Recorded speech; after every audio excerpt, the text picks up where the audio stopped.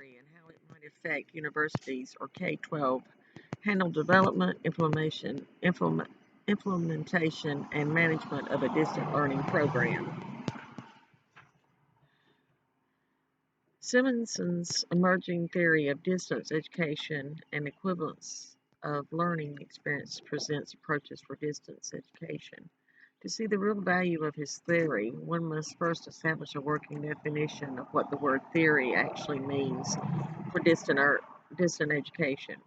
In my personal perspective, a theory should provide a framework for making predictions about the field of practice.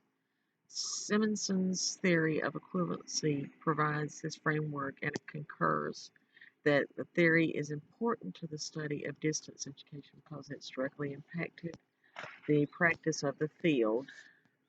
The equivalency theory states that distant education is not identical to traditional education, but is equivalent. The basis for Simonson's equivalency theory is that learning experience should be equivalent rather than identical, regardless of whether the learner is in a traditional or distant setting. My personal viewpoint is that even for the traditional learner, it is still impossible for learning experiences to be identical. And it is in regard that I agree with Simonson's equivalency theory. The key to understand the theory is that one should not expect each learner to learn the same way. It makes sense that the more equivalent the experience of distant learners are to those traditional learners, the more similar will be the learning outcome.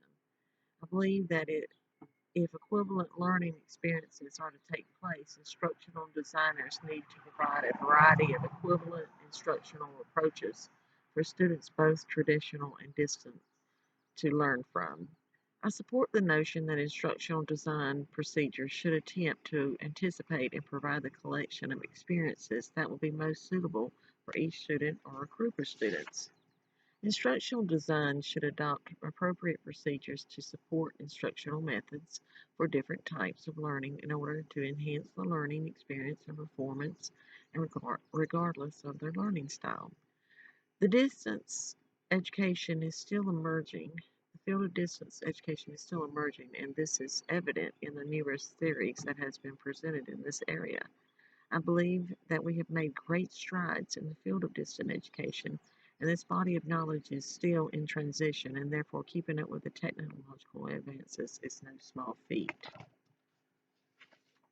As we come to understand more about the nature of distant education, we need to realize that it is premises not so different from the basic principles that govern instructional design.